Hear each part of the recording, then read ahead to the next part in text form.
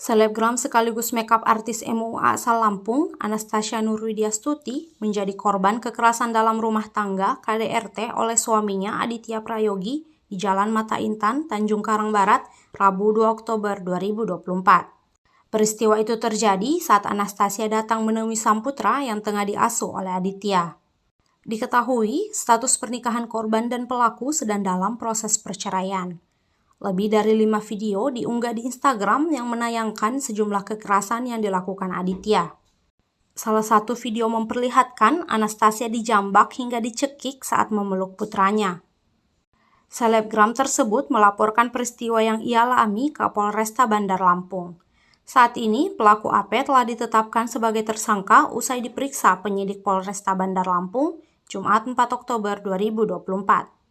Kapolresta Bandar Lampung, Komisaris Besar Kombes Abdul Waras menyatakan bahwa status pelaku dinaikkan menjadi tersangka setelah 2 alat bukti berhasil ditemukan. Hasil penyelidikan mengungkap modus KDRT yang dilakukan AP yaitu pemukulan dan perampasan anak. Sementara itu, anak korban yang berada saat penganiayaan terjadi sudah dibawa oleh keluarga korban. Download Tribun X sekarang, menghadirkan lokal menjadi Indonesia.